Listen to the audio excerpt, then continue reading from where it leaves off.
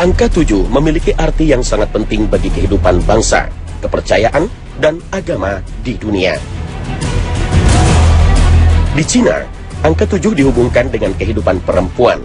Seorang gadis mulai mempunyai gigi susu pada usia 7 bulan dan tanggal pada usia 7 tahun. Dalam usia 2 kali 7 yakni 14 tahun, Rodayen membuka ketika ia mencapai masa puber. Dan pada usia 7 kali 7 yakni 49 tahun, datanglah masa menopause. Dalam agama Yahudi, hari ke-7 menjadi hari libur suci, sehingga disakralkan. Pada hari ke-7, yaitu hari Sabat atau Sabtu, umat Yahudi dilarang bekerja. Dalam kitab Perjanjian Lama banyak disebut angka 7. Misalnya pada generasi ke-7 setelah Nabi Adam, hiduplah Lamech selama 777 tahun, dan harus membalas dendam selama 777 tahun. 7 tahun langkah menuju kuil Sulaiman berhubungan dengan 7 kisah tentang kuil-kuil Babilonia. Merpati Nuh menghilang selama 7 hari, dan tanda-tanda kedatangannya juga muncul selama 7 hari. Sungai Efrat terbagi menjadi 7 kanal. Pada abad ke-14, sejarawan Mesir Al-Makrizi mengatakan bahwa orang-orang Kristen Koptik di Mesir merayakan 7 pesta besar dan 7 pesta kecil.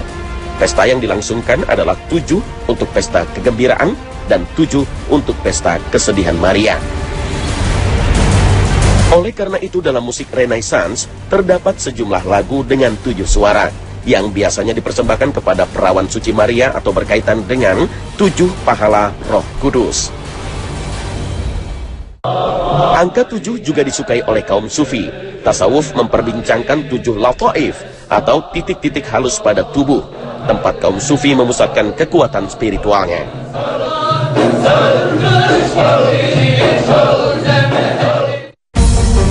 Dalam tradisi Jawa, ada momen tertentu yang berhubungan dengan angka 7.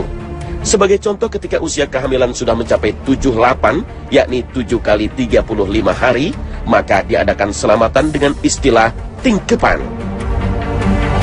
Ada satu lagi, yaitu ketika bayi telah berusia 78, maka diadakan selamatan yang disebut mitoni, yang salah satu prosesinya adalah tedak tanah atau turun tanah. Kita juga selalu mendengar tentang 7 keajaiban dunia. Artinya, angka 7 dijadikan patokan dan standar serta momentum penting dalam kehidupan manusia. Lalu apa rahasia angka 7 hingga mendapat perhatian khusus? Bahkan Al-Quran dan hadis Nabi SAW juga banyak menggunakan angka dan menyebut angka 7.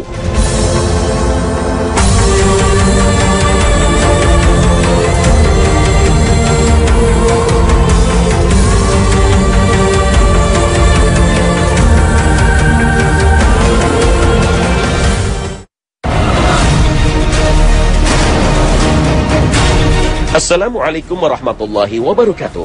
Selamat pagi pemirsa Trans 7. Khazanah Ensiklopedia Islam Dunia pagi ini kembali hadir ke hadapan Anda untuk berbagi informasi Islami.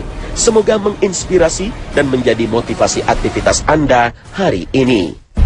Dalam Islam, bilangan 7 juga memiliki kedudukan tersendiri. Misalnya, Al-Quran menjelaskan bahwa Allah menciptakan langit dalam 7 lapis dan bumi juga 7 lapis. Dia berfirman, Allah yang menciptakan 7 langit dan dari penciptaan bumi juga serupa. Perintah Allah berlaku padanya, agar kamu mengetahui bahwa Allah Maha Kuasa atas segala sesuatu, dan ilmu Allah benar-benar meliputi segala sesuatu. Al-Quran Surah At-Tolak ayat 12. Para ahli geologi di zaman modern telah menemukan bahwa bumi memang benar-benar terdiri dari 7 lapis yang tindih menindih. Al-Quran telah menyatakan ini sejak 14 abad yang lalu, saat tidak ada seorang pun yang tahu tentang lapisan-lapisan bumi. Subhanallah. Anehnya, penciptaan langit dan bumi ternyata diuraikan dalam Al-Quran sebanyak 7 ayat. Langit diciptakan dalam 7 lapis. Lalu ada 6 ayat dalam Al-Quran yang menerangkan penciptaan langit dan bumi. Apakah ini sebuah kebetulan? Setiap atom yang ada di alam ini terdiri dari 7 lapis elektron yang tindih menindih. Ini adalah hukum yang berlaku di jagat raya dan bersaksi atas keesaan Allah, Sang Maha Pencipta. Sebagaimana atom yang merupakan unsur terkecil dari kosmos tersusun dari 7 lapis elektron dan tidak mungkin lebih dari itu atau kurang dari itu. Jumlah hari dalam seminggu juga 7. Jumlah not dalam tangga nada juga 7. Jumlah warna dalam pelangi juga 7. Bahkan jika kita mengamati alam di sekitar kita, akan kita dapati banyak hal yang mengandung angka 7. Sepertinya Allah memang menyimpan rahasia angka 7 di dalam jagat raya, lalu menyimpannya sekali lagi dalam Al-Quran untuk mengatakan kepada kita bahwa yang menurunkan Al-Quran adalah Tuhan pencipta alam semesta ini.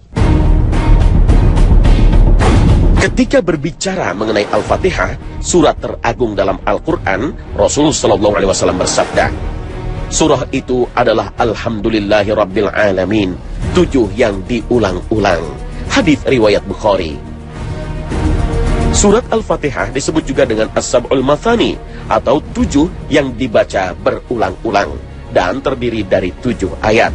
Dan yang menakjubkan, surah Al-Fatihah mengandung sistem bilangan yang bertumpu pada bilangan 7.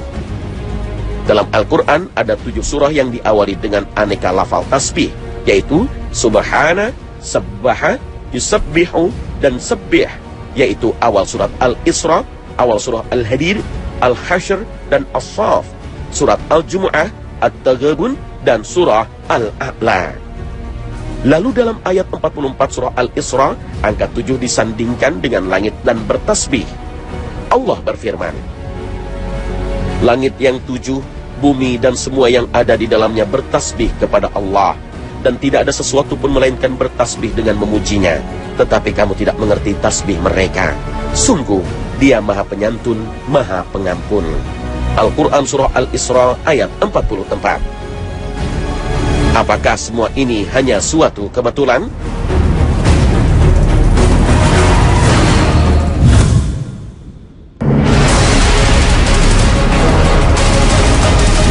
Pemirsa Khazanah, dalam kisah-kisah yang disebutkan dalam Al-Quran, kita juga menemukan kehadiran angka 7. Nabi Nuh misalnya pernah menyeru kaumnya untuk merenungkan penciptaan 7 langit dengan mengatakan, tidakkah kamu memperhatikan bagaimana Allah telah menciptakan 7 langit berlapis-lapis? Al-Quran surah Nuh ayat 15. Pada zaman Nabi Yusuf alaihissalam, Raja Mesir mengalami mimpi yang sangat aneh dan sangat menggelisahkan hatinya. Belum pernah raja bermimpi seperti itu selama hidupnya. Maka dikumpulkannya semua orang cerdik pandainya, juru-juru tenung, dan pembesar-pembesar kerajaannya. Lalu dia berkata, aku bermimpi melihat 7 ekor sapi yang gemuk-gemuk dimakan 7 ekor sapi yang kurus.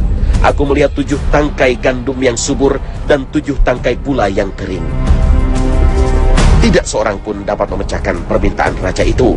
Bermacam-macam pendapat mereka, ada yang mengatakan bahwa itu adalah kembang tidur saja, dan ada pula yang mengatakan bahwa itu adalah pengaruh angan-angan di waktu tidur yang tidak mempunyai arti apa-apa.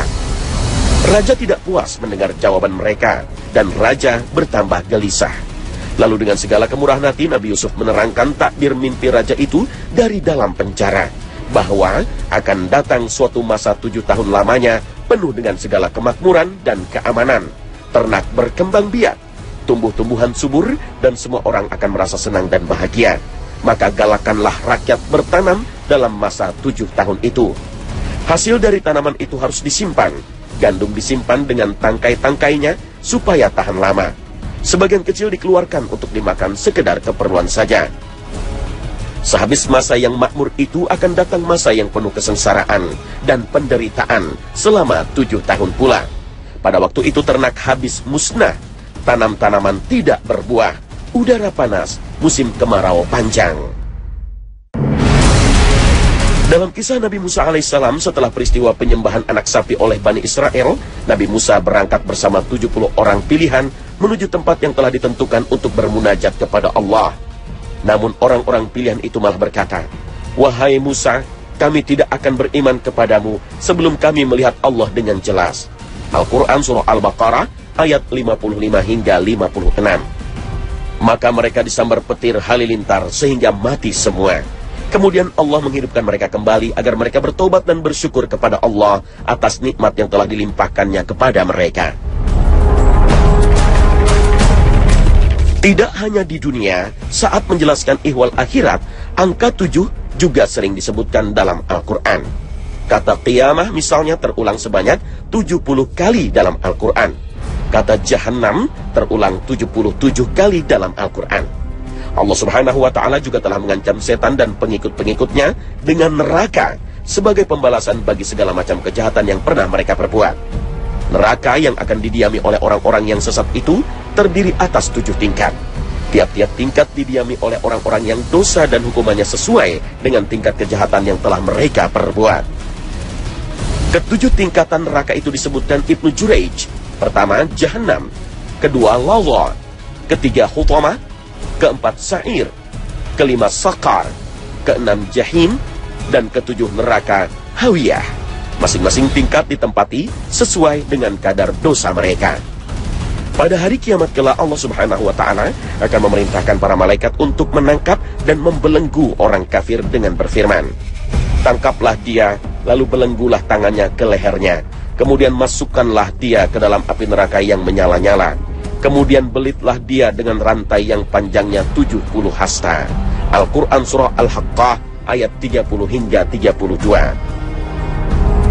Kemudian, saat menerangkan keluasan ilmu Allah, Al-Quran mengibaratkan bahwa seandainya seluruh pohon-pohon yang di muka bumi dijadikan pena untuk mencatat ilmu Allah itu, dan seluruh air laut dijadikan tintanya, lalu ditambah dengan 7 kali sebanyak itu, maka kalimat Allah itu belum juga habis tertulis.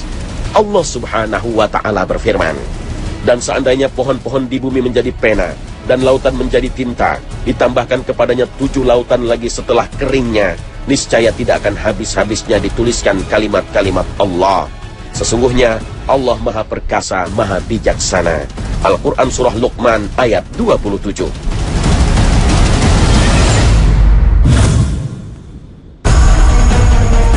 Pemirsa Khazanah, dalam hadis Nabi angka 7 juga mendapatkan porsi yang cukup besar sehingga menunjukkan arti penting dari angka ini. Ketika Nabi SAW berbicara mengenai perusak amal, beliau memerintahkan umatnya agar menjauhi 7 perkara yang bisa merusak pahala amal. Dan ketika berbicara mengenai orang-orang yang kelak di hari kiamat akan mendapatkan naungan dari Allah, di saat tidak ada naungan lain selain naungan itu, beliau menyebutkan adanya 7 orang yang akan mendapatkan naungan itu. Ketika berbicara tentang perlakuan zalim berupa merampas harta orang lain tanpa hak, beliau menjadikan bilangan 7 sebagai bentuk siksa pada hari kiamat. Beliau bersabda, "Barang siapa merampas sejengkal tanah milik orang lain, maka pada hari kiamat kelak dia akan dikalungi 7 lapis bumi." Hadis riwayat Bukhari dan Muslim. Barang siapa merampas sejengkal tanah milik orang lain tanpa hak, maka pada hari kiamat kelak dia akan disuruh menggali tanah yang pernah dirampasnya itu hingga lapis ke-7 di bawah permukaan bumi. Lalu disuruh membawanya ke padang mahsyar, kemudian dikalungkan di lehernya untuk menghadapi pengadilan ilahi. Saat itu ukuran lehernya akan diperbesar hingga mampu menampung semua tanah itu. Wallahu a'lam. Terkait dengan sujud, Nabi SAW mengajarkan kepada kita agar melakukannya dengan bertumpu pada 7 anggota tubuh, yaitu 2 tangan, 2 kaki, 2 lutut, dan 1 dahi. Sehingga tidak akan sah sholat seseorang jika sujudnya tidak bertumpu pada 7 anggota badan itu. Jika anjing menjilat sebuah bejana, maka tidak akan bisa disucikan kecuali dengan mencucinya sebanyak 7 kali, salah satunya dengan debu. Ketika ada seseorang yang menghadap Nabi SAW untuk menanyakan berapa lama dia sebaiknya menghatamkan Al-Quran, Rasulullah SAW menyarankan agar menghatamkan Al-Quran dalam 7 hari dan tidak boleh kurang dari itu. Ketika berbicara tentang Al-Quran, beliau menyatakan bahwa Al-Quran diturunkan dalam 7 ragam bacaan, dan bacaan manapun yang kita pilih dari 7 itu, maka semuanya adalah Al-Quran. Dalam kesempatan lain, Nabi SAW mengatakan bahwa pada hari kiamat kelak, neraka Jahannam akan didatangkan dengan 70.000 tali kendali. Setiap kendali ditarik oleh 70 orang malaikat. Dan inilah barangkali alasannya kenapa beliau memohon perlindungan kepada Allah dari siksa neraka dengan membaca doa, "Allahumma ajirni minan nar." Ya Allah, lindungilah aku dari neraka sebanyak 7 kali. Untuk menyembuhkan penyakit, Nabi SAW juga mengajarkan kepada kita agar membaca doa A'udzubillahi wa qudratihi min syarri ma ajidu wa uhazir. Aku berlindung kepada Allah dan kepada kuasanya dari keburukan apa yang aku temukan dan aku khawatirkan, sebanyak 7 kali. Bahkan ketika membahas makanan, kita masih saja menemukan kehadiran angka 7.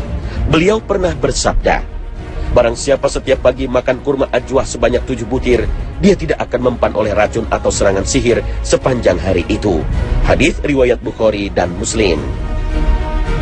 Tentang puasa demi meraih ridho Allah, beliau juga menjelaskan bahwa barang siapa berpuasa sehari di jalan Allah, maka dia akan dijauhkan dari neraka sejauh 70 musim gugur, yakni sejauh perjalanan 70 tahun. Nabi SAW meski sudah dijamin akan diampuni segala kesalahannya di masa lalu dan masa mendatang, beliau selalu membaca istighfar sebanyak 70 kali dalam sehari. Dan ketika beliau ditanya tentang itu, beliau menjawab, apakah aku tidak suka menjadi hamba yang pandai bersyukur? Suatu ketika beliau juga bersabda bahwa amalan Bani Adam akan dilipat gandakan. Setiap amal akan dilipat gandakan menjadi 10 kali hingga 700 kali. Lalu untuk menghilangkan beban pikiran, perasaan galau, rasa sedih, dan yang semisalnya, Nabi SAW biasa membaca ayat Hasbiyallahu la ilaha illahu alaihi tawakkaltu wa huwa rabbul arsyil azim.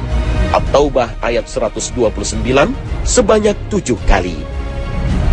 Demikianlah kita melihat bahwa angka 7 adalah angka yang paling istimewa dalam hadis-hadis Nabi SAW.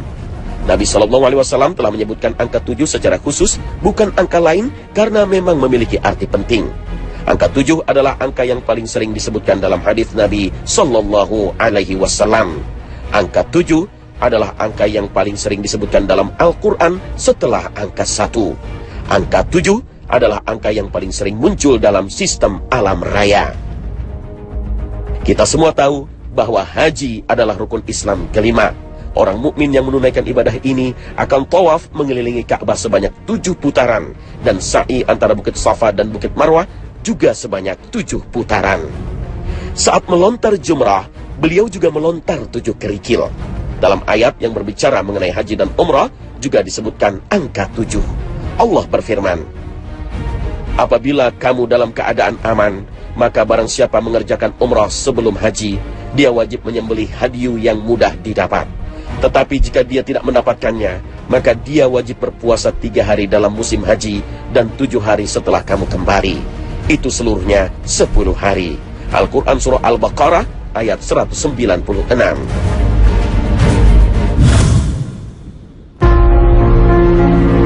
Pemirsa Khazanah, jika kita merenungkan angka-angka yang tersebut di dalam Al-Quran dan menelaah makna setiap bilangan, maka akan timbul pertanyaan, apakah Allah memang mengistimewakan bilangan tertentu? Apapun jawabannya, yang pasti, angka yang paling sering disebutkan dalam Al-Quran setelah angka 1 adalah angka 7, beserta kelipatan 7. Ibnu Qayyim rahimahullah pernah membahas angka 7 saat menafsirkan hadis Nabi yang artinya, barang siapa memulai paginya dengan 7 buah kurma aliyah, maka tidak akan mempan jika terkena racun atau sihir. Kemudian Ibnu Qayyim menjelaskan, adapun khasiat angka 7, maka itu terjadi dalam hukum alam dan hukum syariat. Allah Subhanahu wa Ta'ala telah menciptakan langit sebanyak 7 lapis, bumi juga 7 lapis, jumlah hari juga ada 7, dan manusia diciptakan dalam 7 tahapan. Di sisi lain, Allah telah mengajarkan tawaf sebanyak 7 kali putaran, sa'i antara Safa dan Marwah juga 7 kali putaran, melontar jumrah juga 7-7. Takbir pada sholat Id juga 7 kali pada rakaat pertama. Nabi SAW juga bersabda, suruhlah anak-anakmu untuk mengerjakan sholat saat usianya sudah mencapai 7 tahun. Sewaktu sakit, Nabi SAW pernah memerintahkan agar disiram air sebanyak 7 kirbah. Kaum Ad mendapat azab dari Allah berupa angin kencang selama 7 malam. Nabi SAW pernah berdoa agar menimpakan 7 tahun paceklik sebagaimana tahun Nabi Yusuf kepada salah satu kabilah. Allah pernah mengibaratkan pelipat gandaan sedekah dengan sebutir biji gandum yang tumbuh menjadi 7 tangkai, dan setiap tangkai terdiri dari 100 biji. Tangkai-tangkai gandum yang dilihat oleh umat Nabi Yusuf dalam mimpi berjumlah 7. Jumlah tahun untuk menanam juga 7. Dan akan masuk surga dari umat ini sebanyak 70.000 orang tanpa hisab. Ibnu Qayyim kemudian menjelaskan, tidak diragukan bahwa angka ini memiliki khasiat tersendiri yang tidak dimiliki oleh angka lain. Angka 7 sudah menghimpun semua jenis angka dan sifat-sifatnya. Angka ada yang ganjil dan ada yang genap. Sedang angka ganjil ada yang pertama dan ada yang kedua. Sementara semua ini tidak terhimpun pada angka di bawah angka 7. Meski demikian, hanya Allah Subhanahu wa Ta'ala yang lebih tahu tentang hikmah sebenarnya dari pengkhususan angka 7, baik dalam takdir maupun ajarannya. Ke sana, Sa'ad bin Abi Waqqas berkata, aku bertanya kepada Rasulullah SAW, ya Rasulullah, siapakah orang yang paling berat ujian dan cobaannya? Nabi SAW menjawab, para nabi, kemudian yang menyerupai mereka, dan yang menyerupai mereka. Seseorang diuji menurut kadar agamanya. Kalau agamanya tipis, lemah, dia diuji sesuai dengan itu, ringan. Dan bila imannya kokoh, dia diuji sesuai itu, keras. Seorang diuji terus-menerus sehingga dia berjalan di muka bumi bersih dari dosa-dosa. Hadis riwayat Bukhari. Terima kasih atas perhatian Anda. Wassalamualaikum warahmatullahi wabarakatuh.